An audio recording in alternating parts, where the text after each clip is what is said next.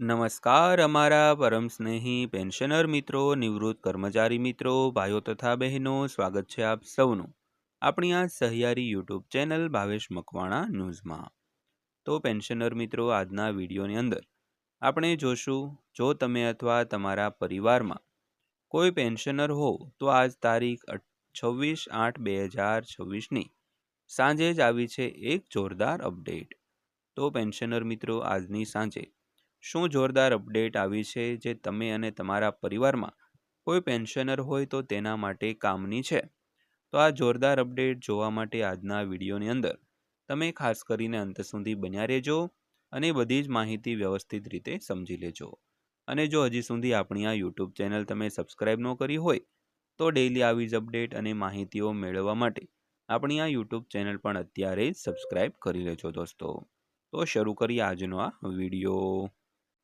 તો સૌથી પહેલાં વાત કરીએ તો 8મું પગાર પંચ ઓક્ટોબરમાં એટલે કે 10મા મહિનામાં બેંગલુરુ એટલે કે બેંગ્લોર તેમની પરામર્શ બેઠકો લઈ રહ્યું છે। તો પગાર ભથ્થા અને પેન્શન મુખ્ય ચિંતાઓ સાથે કાર્યસૂચિમાં શું હોઈ શકે છે તે અહીં આપેલું છે।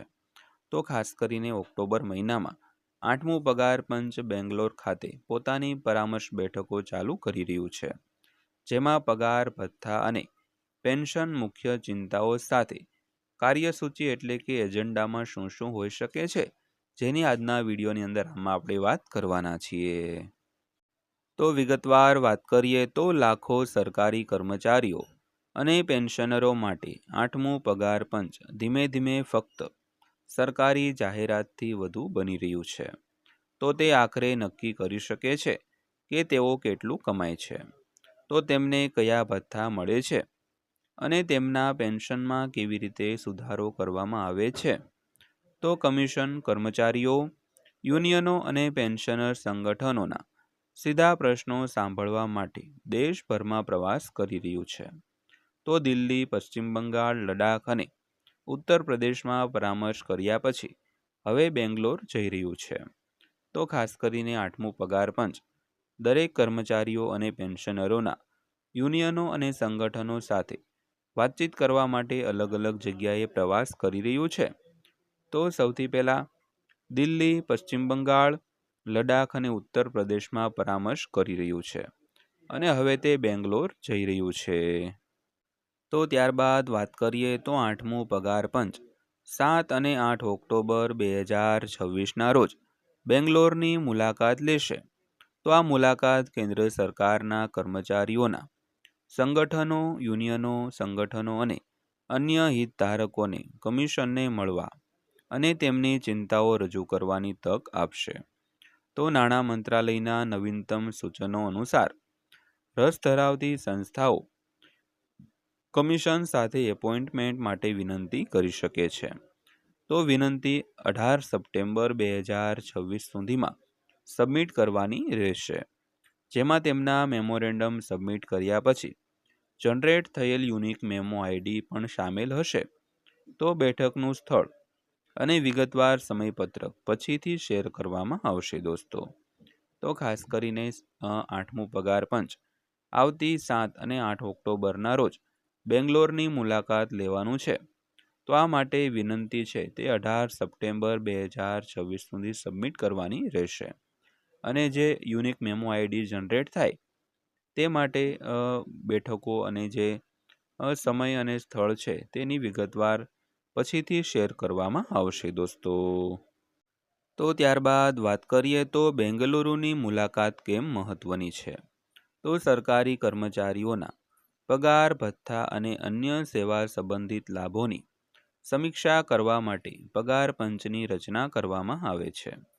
તો તેમની ભલામણોની સીધી અસર પેન્શન અને નિવૃત્તિ લાભો પર પણ પડી શકે છે।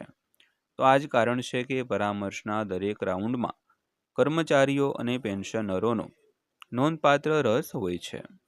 તો વિવિધ જૂથો સાથે કમિશનની બેઠકો પણ મહત્વપૂર્ણ છે, કારણ કે વિવિધ વિભાગો અને સ્થળોએ કામ કરતા કર્મચારીઓને ખૂબ જ અલગ ચિંતાઓ હોઈ શકે છે। તો જ્યારે કેટલાક પગાર અને ભથ્થામાં ફેરફારની માંગ કરી રહ્યા હોઈ શકે છે, તો ત્યારે અન્ય લોકો પ્રમોશન, કાર્યકારી પરિસ્થિતિઓ અથવા તો નિવૃત્તિ લાભો સંબંધિત સમસ્યાઓ ધરાવતા હોય છે.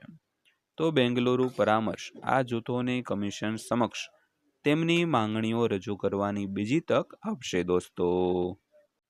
તો ત્યારબાદ વાત કરીએ તો સરકારી કર્મચારીઓ શું અપેક્ષા રાખી શકે છે. તો સરકારી કર્મચારીઓ માટે સૌથી મોટી અપેક્ષા સ્વાભાવિક રીતે મૂળ પગારમાં નોંધપાત્ર વધારો કરે છે. તો 8મા પગાર પંચની આસપાસ ફિટમેન્ટ ફેક્ટર સૌથી વધુ ચર્ચિત મુદ્દાઓમાંનો એક બની ગયો છે. તો નવા માળખા હેઠળ હાલના મૂળભૂત પગારને સુધારેલા પગારમાં કેવી રીતે રૂપાંતરિત કરવામાં આવે તે નક્કી કરવામાં તે મહત્વપૂર્ણ ભૂમિકા ભજવશે. તો વિવિધ ફિટમેન્ટ પરિબળો અને સંભવિત પગાર વધારા અંગે અટકળો ચાલી રહી છે, પરંતુ કર્મચારીઓએ યાદ રાખવું જોઈએ કે અંતિમ આંકડા નથી.